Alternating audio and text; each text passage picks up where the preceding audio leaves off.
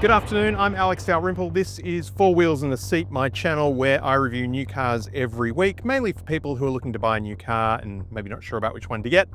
I can help you out with a simple, straightforward review. Don't forget to hit the subscribe button down below, the like button, and don't forget to turn on the notifications because you don't want to miss the next review, which could be the car you're looking for. Today I'm in the 2026 Kia Sportage. I've reviewed the Sportage a couple of times before, but this is the latest model I'm in today, and you can check out my previous review by clicking the link just up there. I'm a bit of a Sportage fan, I have to admit. I drove one around the UK with my family for 10 days earlier this year. It was a manual one, which unfortunately you're no longer going to find in the Australian market, but it was a really good car, did the job very well. It was very comfortable and reliable and good fun to drive, and that can pretty much be said of this car as well. So let's go through it bit by bit and point out all the good stuff and the not quite so good stuff. There's not too much of that though. So from the outside, yes, you can see that this car from the front looks completely different to the previous model. Gone are the boomerang style driving lights at the front, which were a really nice distinctive feature of the previous model. I really liked that. And it could help you pick a Kia Sportage out from a mile away. The new design follows Kia's current design language, and while it looks good, it's just not particularly distinctive. Look, it's that whole kind of tiger motif that Kia go for, and it does look good. Don't get me wrong, I do like it, but I think the previous model it was its own thing, and it just looked a lot more distinctive. Side on, and this car is an entry-level S model, so it has the smaller 17-inch alloys wrapped in some pretty hefty rubber, which does make for quite a smooth ride, but I haven't seen alloys this small on a car this big in a while, so yeah, it does look a little bit strange. I think the bigger ones look better. Under the tailgate, which is not powered here in the S, is a very usable 543 litres of cargo space. Knock down the rear seats, that expands up to over 1800. Up front under the bonnet is a 4-cylinder 2-litre turbo diesel engine that outputs 137 kilowatts of power and 416 newton meters of torque. Power goes to all four wheels via an 8-speed automatic transmission, and the brake to towing capacity is 1900 kilos. Inside, and the interior has had pretty much a bit of a refresh, cleanup, and it's a lot less busy than it used to be. I did like the old Sportage interior, but this one is equally good. It's just a bit cleaner and a little less fussy perhaps. Here in the S though, we do have quite a few hard surfaces. Even the soft surfaces are on the harder side, but I do like the overall design. There's a nice textured plastic here across the waistline. We've still got the dual display LED screens in front of the driver. The software on this particular car is quite minimal. It doesn't do an awful lot. It's pretty much just a vessel for Apple CarPlay or Android Auto to run in, because it doesn't do an awful lot beyond that, really. There is no native navigation. It is all exclusively run through your phone. Picture is nice and sharp. It's a very responsive screen. There is only one camera on this car, and that's pointed backwards. Whenever the reversing gear is selected, it comes on. Nice sharp image. But yeah, not an awful lot to report about this screen. It's 12.3 inches. There's a 6-speaker unbranded sound system, which is all right. In upper spec models, you do get an 8-speaker branded system. I can't remember which brand it is offhand, probably both. Underneath that, the multifunction screen, which switches between shortcuts for the center console screen and the climate controls, is in a slightly different configuration here. It's just some LEDs, whereas in other Kias I've driven rather, that has been an entirely separate LED screen that works like another screen effectively, but here these are just individual LEDs. The function is the same, but the execution is perhaps just a little bit cheaper, but yeah, it still works well. There's no climate control in this car though. It is just air conditioning, so you can't select the temperature you want and the car won't keep a specific temperature. It's just literally, do you want it cold or do you want it hot? And that's about it. Moving down, we've got two USB-C ports. One of them is for power only, the other is power and data, but you can switch between the two. There's no wireless charging in this car.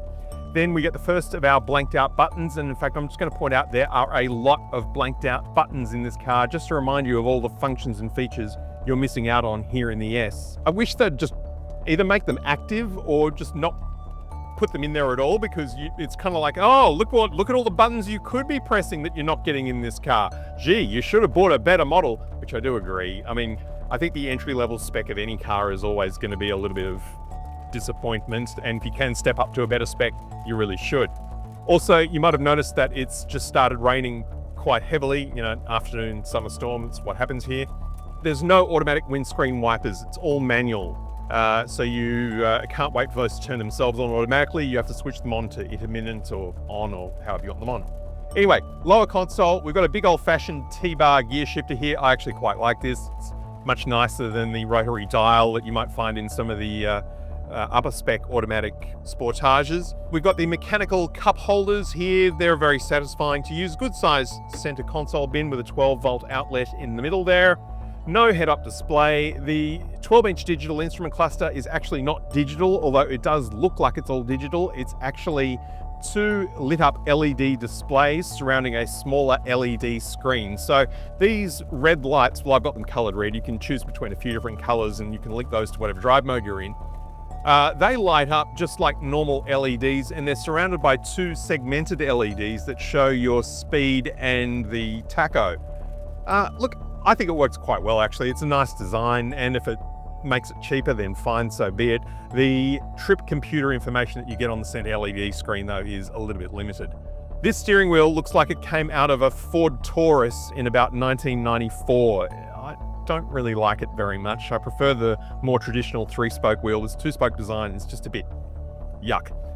Flat top, flat bottom, so it does feel nice, and it's wrapped with fake leather, and there's stitching, so yeah, it feels good. Lots of nice controls on here. We've got the drive mode controls, the terrain mode controls. The seats here in the S are cloth. There is no electric adjustment. It's all manual, no lumbar support either. Seating position in the cabin, yeah, it's really good actually. Kind of nice and low in the cabin, so it does feel just a little bit sporty, but you do have a good view all around. Unlike a lot of SUVs, you're not sitting up too high in this car. It's just sort of at the right spot to give you improved visibility, but you don't feel like you're kind of wobbling around all over the place.